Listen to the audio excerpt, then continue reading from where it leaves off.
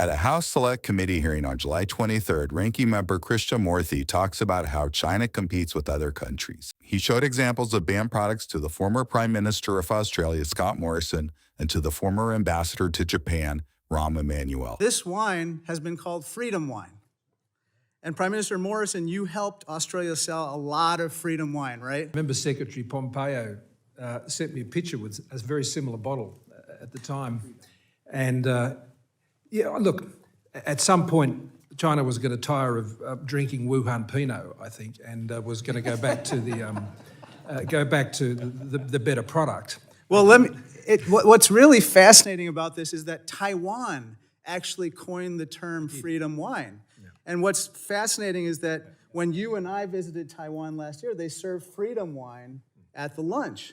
And that goes to what the ambassador was talking about, which is when friends and partners band together, they can fight bans by China. And so what's also interesting is that I also brought something else, freedom pineapple cakes, made by what in Taiwan are called freedom pineapples.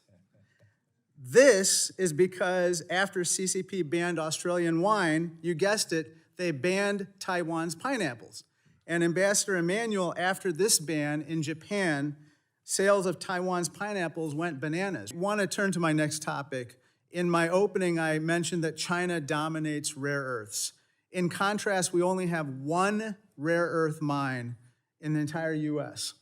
It's owned by MP Materials, which just recently received nearly $500 million of investments from DoD. Mr. Ambassador, it feels like the administration and the private sector need to do more of this with regard to going all in and creating our own resilient supply chain domestically. The short answer is yes.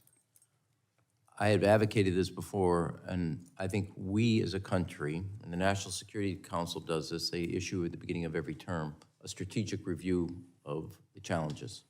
I think the National Economic Council inside the White House should do the same on economic both opportunities and vulnerabilities, and then be able to then lay out a blueprint how to ameliorate or reduce your vulnerabilities and how to accentuate your strengths. And I would note, if I could, in almost every instance, Japan, in the case of both the Philippines, Australia, one of China's great vulnerabilities is food. They target other countries' food.